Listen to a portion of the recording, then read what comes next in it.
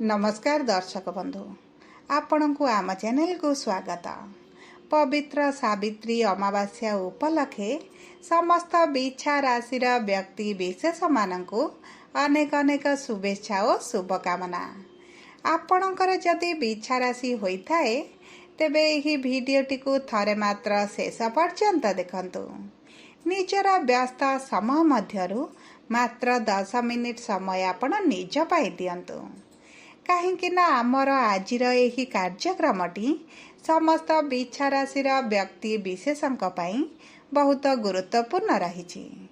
कहीं गुरुत्वपूर्ण रही आपण भिडियोटी शेष पर्यंत देखिले निश्चित भाव जानीपर। देखंतु आपणक बिछा राशि एही सावित्री अमावास्या दिन बुध आसिबे आपणकर अष्टम भाव को, जेउठारे गुरुंक सहित रही समभाव बनाइबे एवं मंगल आसिबे आपणकर दशम भाव को, जहा फल आपणक जीवन रे विशेष भाव रे कर्म क्षेत्र रे बड़ परिवर्तन हेबाकु जाउछि एवं एही परिवर्तन आपणको किछि शुभ फल देई पारे एवं किछि अशुभ फल मध्य प्रदान करि पारे।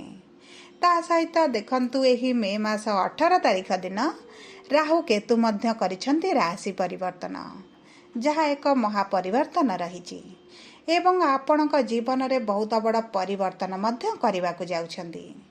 तेबे आसंतु जानिबा एही सावित्री अमावास्या ठारू आपणक जीवन रे कौन सब बड़ परिवर्तन हेबाकु जाउछि।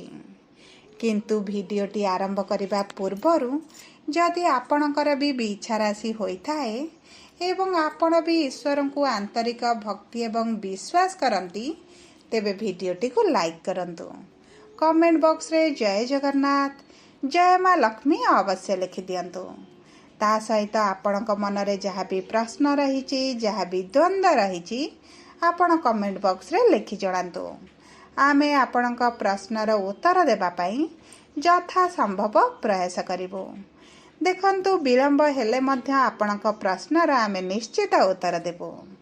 ता सहित दर्शक बंधु जानी रखंतु जे भिडियोर मध्य भाग रे आम सह जोगाजोग करिबा पई एक व्हाट्सएप नंबर टी दिया जाइछि, जो नंबर साहाय्य रे आपण आम सह जोगाजोग करी नूतन कुंडली प्रस्तुत करि परिबे किंबा आपणक कुंडली को विश्लेषण कराई परिबे किंबा आपणकर स्वास्थ्य रे, शिक्षा रे, प्रेम संपर्क रे, विवाह रे किंबा चाकरी रे जदि किछि समस्या रही ताहार समाधान करि परिबे। ता सहित आपण विवाह पई कुंडली मेलक मध्य करि परिबे। सेथिपाई आपण भिडियोटी शेष पर्यंत देखंतु एवं आम व्हाट्सएप नंबर माध्यम रे आम सह जोगाजोग करंतु। एबे आसंतु देखिबा आपणक बिछा राशि रे नवग्रहक स्थितिटी किभଳି रहिछि एवं एही सावित्री अमावास्या ठारू आपणक जीवनटी किभଳି प्रभावित हेउछि।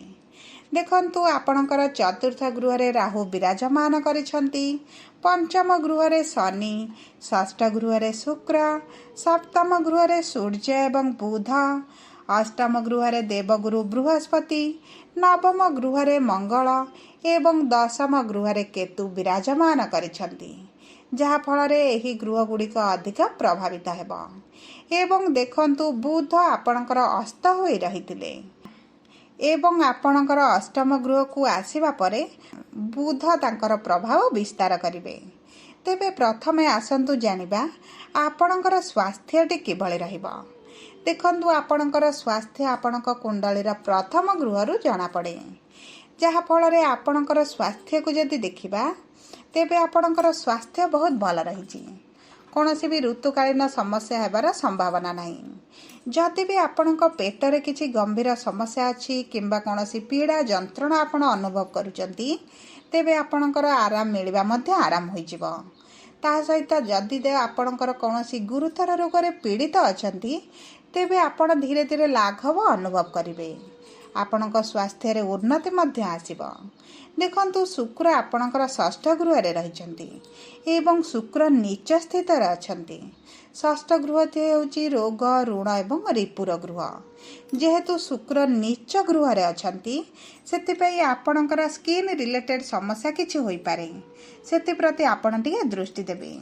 ଆପଣଙ୍କର ଆଲର୍ଜି ହୋଇପାରେ, ଆପଣଙ୍କର ଇନଫେକ୍ସନ୍ ହୋଇପାରେ କିମ୍ବା ଆପଣଙ୍କ ଲିଭରରେ କିଛିଟା ସମସ୍ୟା ଆପଣ ଦେଖିପାରନ୍ତି। ସେଥିପ୍ରତି ଆପଣ ଟିକେ ଦୃଷ୍ଟି ଦିଅନ୍ତୁ। ଆପଣଙ୍କ ଖାଦ୍ୟ ପାନୀୟ ଉପରେ ଆପଣଙ୍କର ଟିକେ ଅଧିକ ଧ୍ୟାନ ଦିଅନ୍ତୁ, ଯାହାଫଳରେ ଆପଣଙ୍କ ସ୍ୱାସ୍ଥ୍ୟରେ କୌଣସି ବି ଗମ୍ଭୀର ସମସ୍ୟା ଆସିବ ନାହିଁ। ଯଦି ଆମେ ଆପଣଙ୍କର ପ୍ରେମ ସମ୍ପର୍କ, ଶିକ୍ଷା ଏବଂ ସନ୍ତାନର ଯୋଗକୁ ଦେଖିବା, ତେବେ ଦେଖନ୍ତୁ ଆପଣଙ୍କ ପଞ୍ଚମ ଗୃହରେ ଶନି ବିରାଜମାନ ହୋଇଛନ୍ତି ଏବଂ ଶନି ଦେବଗୁରୁ ବୃହସ୍ପତିଙ୍କ ଗୃହରେ ବିରାଜମାନ କରିଛନ୍ତି, ଯାହାଫଳରେ ଆପଣଙ୍କ ଜୀବନରେ କମ୍ ନକାରାତ୍ମକ ପ୍ରଭାବ ପକାଇବେ, ଅଧିକ ଆପଣଙ୍କ ସମ୍ପର୍କକୁ ପ୍ରଭାବିତ କରିବେ ନାହିଁ।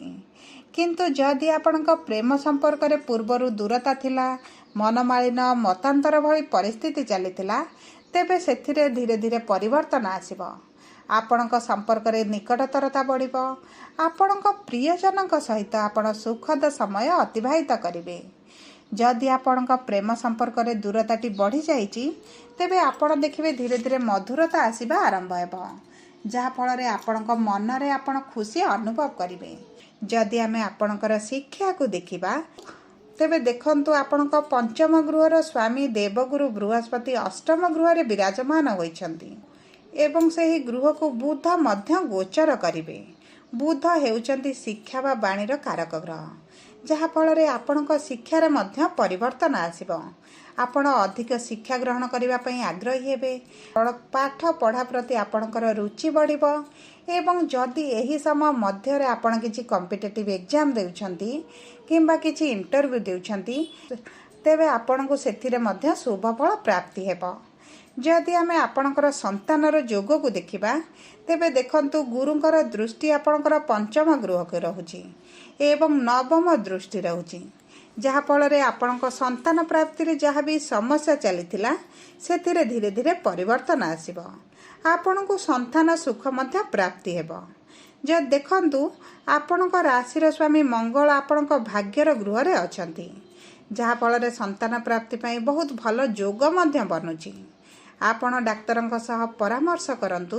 ଆପଣଙ୍କର ଭାଗ୍ୟ ଆପଣଙ୍କ ସାଥ ଦେଉଛି। ଆପଣଙ୍କୁ ସନ୍ତାନ ପ୍ରାପ୍ତି ନିଶ୍ଚିତ ଭାବରେ ହୋଇଯିବ।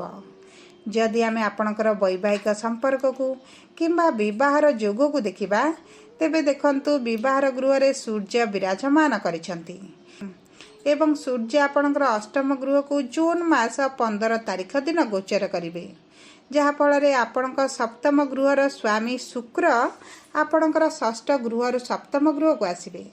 ଆପଣ ଯଦି ଅବିବାହିତ ଅଛନ୍ତି, ଆପଣଙ୍କର ବିବାହ ହେବାର ବହୁତ ଅଧିକ ସମ୍ଭାବନାଟି ବଢ଼ିଯାଉଛି। ଏହି ଜୁନ୍ ମାସ ପରେ ଆପଣଙ୍କ ବିବାହ ହେବାର ଯୋଗ ମଧ୍ୟ ରହିଛି। ଯଦି ଆପଣ ବିବାହ ଯୋଜନାରେ ଅଛନ୍ତି, ତେବେ ଆପଣଙ୍କର ବିବାହ ଫିକ୍ସ ହୋଇପାରେ କିମ୍ବା ବିବାହ ମଧ୍ୟ ହୋଇପାରେ। ଯଦି ଆମେ ବୈବାହିକ ସମ୍ପର୍କକୁ ଦେଖିବା, ତେବେ ଆପଣଙ୍କ ସମ୍ପର୍କରେ ଏବେ ଯେଉଁ ମନମାଳିନ, ମତାନ୍ତର ଭଳି ପରିସ୍ଥିତି ଚାଲିଛି, ସେଥିରେ ସୁଧାର ଆସିବ। ଛୋଟ ଛୋଟ କଥାକୁ ନେଇ ପତି ପତ୍ନୀଙ୍କ ମଧ୍ୟରେ ଚାଲିଥିବା ବିବାଦଟି ଦୂର ହୋଇଯିବ। ଦାମ୍ପତ୍ୟ ଜୀବନରେ ସୁଖ ବଢ଼ିବ। ଆପଣଙ୍କ ସାଥୀ ଆପଣଙ୍କୁ ସମ୍ମାନ ଦେବା ଆରମ୍ଭ କରିବେ, ଆପଣଙ୍କୁ ବୁଝିବା ଆରମ୍ଭ କରିବେ। ଉଭୟ ଯେକୌଣସି କାର୍ଯ୍ୟ କରିବେ ବିଚାର କରି କରିବେ ଏବଂ ସମ୍ପର୍କରେ ପ୍ରେମ, ରୋମାନ୍ସର ବୃଦ୍ଧି ହେତୁ ଆପଣଙ୍କର ସମ୍ପର୍କରେ ମଧୁରତାଟି ଆସିବ। ଆପଣଙ୍କ ସାଥୀଙ୍କ ଠାରୁ ଆପଣ କିଛି ଉପହାର ପାଇପାରନ୍ତି କିମ୍ବା କୌଣସି ଏକ ସ୍ଥାନକୁ ଆପଣ ଭ୍ରମଣରେ ମଧ୍ୟ ଯାଇପାରନ୍ତି। ସବୁ ପରେ ଦେଖନ୍ତୁ ଆପଣଙ୍କ ସାଥୀଙ୍କ ସ୍ୱାସ୍ଥ୍ୟରେ ବଡ଼ ପରିବର୍ତ୍ତନ ଆସୁଛି। ପୂର୍ବରୁ ଯାହା ବି ସ୍ୱାସ୍ଥ୍ୟ ସମସ୍ୟା ଥିଲା, ବିଶେଷ ଭାବରେ ବ୍ଲଡ୍ ରିଲେଟେଡ୍ ଯେଉଁ ସମସ୍ୟା ଥିଲା, ତାହା ଦୂର ହୋଇଯିବ। ଆପଣଙ୍କ ସାଥୀଙ୍କ ସ୍ୱାସ୍ଥ୍ୟରେ ପରିବର୍ତ୍ତନ ସହିତ ତାଙ୍କ କର୍ମକ୍ଷେତ୍ରରେ ମଧ୍ୟ ପରିବର୍ତ୍ତନ ଆପଣ ଦେଖିବେ। ଯଦି ଆମେ ଆପଣଙ୍କ କର୍ମକ୍ଷେତ୍ରକୁ ଦେଖିବା, ତେବେ ମଙ୍ଗଳ ଆପଣଙ୍କର କର୍ମର ଗୃହକୁ ଗୋଚର କରୁଛନ୍ତି ଏବଂ ସେଠାରେ କେତୁଙ୍କ ସହିତ ବିରାଜମାନ କରିବେ। ଦେଖନ୍ତୁ କେତୁ ଯେଉଁ ଗୃହରେ ରୁହନ୍ତି ଏବଂ ସେହି ଗୃହକୁ ଯଦି କୌଣସି ଗ୍ରହ ପ୍ରବେଶ କରନ୍ତି, ତେବେ କେତୁ ତାଙ୍କର ବଳକୁ ଅଧିକ ବଢ଼ାଇଥାନ୍ତି। ମଙ୍ଗଳ ଆପଣଙ୍କର ଦଶମ ଗୃହରେ ରହି ଉଚ୍ଚରେ ରହିବେ ଏବଂ ବଳବାନ ସ୍ଥିତିରେ ମଧ୍ୟ ରହିବେ, ଯାହାଫଳରେ ଆପଣଙ୍କ କର୍ମକ୍ଷେତ୍ରରେ ବଡ଼ ପରିବର୍ତ୍ତନ ଆସିବ। ଆପଣଙ୍କର ଅସମ୍ପୂର୍ଣ୍ଣ କାର୍ଯ୍ୟ ସମାପ୍ତ ହୋଇଯିବ। ଆପଣଙ୍କର ଦକ୍ଷ ପରିଚାଳନା ଉଭୟ ଧନ ମାନ ପ୍ରତିଷ୍ଠାକୁ ବୃଦ୍ଧି କରିବ। ଆପଣଙ୍କର ଯଦି କର୍ମକ୍ଷେତ୍ରରେ କିଛି ଅସୁବିଧା ଥିଲା ତାହା ମଧ୍ୟ ହ୍ରାସ ପାଇବ। ଚାକିରିରେ ଆପଣଙ୍କର ମନ ପସନ୍ଦର ସ୍ଥାନକୁ ଟ୍ରାନ୍ସଫର ମଧ୍ୟ ହୋଇଯିବ। ଆପଣଙ୍କର କର୍ମକ୍ଷେତ୍ରରେ ଅଗ୍ରଗତି ହେତୁ ଆପଣଙ୍କର ଇନକମ୍ଟି ବଢ଼ିଯିବ। ଆପଣଙ୍କର ପଦୋନ୍ନତି ହୋଇପାରେ, ଦରମା ବୃଦ୍ଧି ହୋଇପାରେ ଏବଂ ଆପଣଙ୍କର କାର୍ଯ୍ୟକୁ ପ୍ରଶଂସିତ ମଧ୍ୟ କରାଯାଇପାରେ। ଦେଖନ୍ତୁ, ସବୁ ପରେ ମଧ୍ୟ ଆପଣଙ୍କର ବାଣୀକୁ ଆପଣଙ୍କୁ ନିୟନ୍ତ୍ରଣ କରିବାକୁ ପଡ଼ିବ। କାରଣ ମଙ୍ଗଳ ଆପଣଙ୍କ 10ମ ଗୃହରେ ଉଚ୍ଚ ଥିବା ହେତୁ ଆପଣଙ୍କ ବାଣୀଟି ଅଧିକ ପ୍ରଭାବିତ କରିପାରେ। ସେଥିପାଇଁ ଆପଣ କହିବା ପୂର୍ବରୁ ଆପଣ ଭାବିଚିନ୍ତି ଯଦି କୁହନ୍ତି, ଆପଣଙ୍କ କର୍ମକ୍ଷେତ୍ରରେ କୌଣସି ବି ନକାରାତ୍ମକ ପ୍ରଭାବ ପଡ଼ିବ ନାହିଁ। ଯଦି ଆମେ ବ୍ୟବସାୟୀମାନଙ୍କୁ ଦେଖିବା, ତେବେ ବ୍ୟବସାୟୀମାନଙ୍କର ପରିଶ୍ରମ ଅନୁପାତରେ ଧନ ଆମଦାନୀଟି ବଢ଼ିଯିବ। ଆପଣ କମ୍ ପରିଶ୍ରମରେ ଅଧିକ ଧନ ଅର୍ଜନ କରିବେ। ଆପଣଙ୍କର ଏବେ ଯେଉଁ ଖରାପ ପରିସ୍ଥିତିଟି ଚାଲିଛି ସେଥିରେ ସୁଧାର ଆସିବ। ଯେଉଁମାନେ ବ୍ୟବସାୟରେ ଖରାପ ପରିସ୍ଥିତି ଦେଇ ଗତି କରୁଛନ୍ତି କିମ୍ବା ମାନ୍ଦା ପରିସ୍ଥିତି ଚାଲିଛି, ସେମାନଙ୍କର ଆୟ ବଢ଼ିବା ସହିତ ଆୟର ନୂତନ ସ୍ରୋତ ମଧ୍ୟ ସେମାନଙ୍କୁ ମିଳିଯିବ। ଆପଣଙ୍କ ବ୍ୟବସାୟରେ ପୂର୍ବରୁ ଯେଉଁ କାର୍ଯ୍ୟଟି ଅଟକିକି ରହିଥିଲା ତାହା ସମ୍ପନ୍ନ କରିବା ପାଇଁ ଆପଣ ସକ୍ଷମ ହୋଇଯିବେ। ଆପଣଙ୍କ ସମାଜରେ ନୂତନ ପରିଚୟ ସୃଷ୍ଟି କରିବେ। ଆପଣଙ୍କ କାର୍ଯ୍ୟକ୍ଷେତ୍ରରେ ଆପଣଙ୍କ ପାଇଁ ଆପଣଙ୍କ ସହଯୋଗୀମାନେ ଲାଭଦାୟକ ରହିବେ। ଆପଣଙ୍କ ବ୍ୟାପାର କ୍ଷେତ୍ରରେ ହଠାତ୍ ଲାଭ ମଧ୍ୟ ଆପଣଙ୍କୁ ମିଳିବ। ଦେଖନ୍ତୁ, ଯଦି ଆପଣ ବସ୍ତ୍ର ବ୍ୟବସାୟ କରୁଛନ୍ତି କିମ୍ବା କିରାଣୀ ବ୍ୟବସାୟ କରୁଛନ୍ତି, ତେବେ ଆପଣଙ୍କ ପ୍ରଚୁର ଧନ ଲାଭ ହେବାର ସମ୍ଭାବନାଟି ବଢ଼ିଯାଉଛି। ଯଦି ଆମେ ଆପଣଙ୍କର ଆର୍ଥିକ ସ୍ଥିତିକୁ ଦେଖିବା, ତେବେ ଆପଣଙ୍କ ଅର୍ଥର ଗୃହର ସ୍ୱାମୀ ହେଉଛନ୍ତି ଗୁରୁ, ଯିଏ ଆପଣଙ୍କର 8ମ ଗୃହରେ ଅଛନ୍ତି। ଏହାର ଅର୍ଥ ହେଲା ଆପଣଙ୍କୁ ହଠାତ୍ ଧନ ଲାଭ ହୋଇପାରେ। ଆପଣଙ୍କୁ ପୈତୃକ ସମ୍ପତ୍ତିରେ ଥିବା ବିବାଦଟି ଦୂର ହୋଇପାରେ, ଯାହାଫଳରେ ଆପଣଙ୍କ ଆର୍ଥିକ ସ୍ଥିତିରେ ମଧ୍ୟ ବଡ଼ ପରିବର୍ତ୍ତନ ଆସିବ। ବ୍ୟାଙ୍କରେ ଜମା ହୋଇଥିବା ପୁଞ୍ଜିରେ ମଧ୍ୟ ବୃଦ୍ଧି ଘଟିବ। ଦେଖନ୍ତୁ, ସବୁ ପରେ ଯଦି ଆମେ ଦେଖିବା, ବିଛା ରାଶିର ଏହି ସାବିତ୍ରୀ ଅମାବାସ୍ୟା ଠାରୁ ବହୁତ ଭଲ ସମୟ ଆସୁଛି, କିନ୍ତୁ ଆପଣଙ୍କ ସ୍ୱାସ୍ଥ୍ୟକୁ ନେଇ ଟିକେ ସମସ୍ୟା ରହିଛି। ସବୁ ପରେ ଆପଣ ପ୍ରଭୁ ମଙ୍ଗଳଙ୍କର ବୀଜ ମନ୍ତ୍ର ଜପ କରନ୍ତୁ, ନବଗ୍ରହଙ୍କର ପୂଜାର୍ଚ୍ଚନା କରନ୍ତୁ, ହନୁମାନ ଚାଳିଶା ପାଠ କରନ୍ତୁ। ଏହା ଆପଣଙ୍କୁ ବହୁତ ଅଧିକ ଶୁଭ ଫଳ ପ୍ରଦାନ କରିବ। ଯଦି ଆପଣଙ୍କର ବିଛା ରାଶି ହୋଇଥାଏ, ତେବେ ଭିଡ଼ିଓଟି କିଭଳି ଲାଗିଲା କମେଣ୍ଟ ବକ୍ସରେ ଲେଖି ଜଣାନ୍ତୁ। ଯଦି ଆପଣଙ୍କ ପ୍ରିୟଜନଙ୍କର ବିଛା ରାଶି ହୋଇଥାଏ, ତେବେ ଭିଡ଼ିଓଟି ତାଙ୍କ ସହ ସେୟାର କରନ୍ତୁ।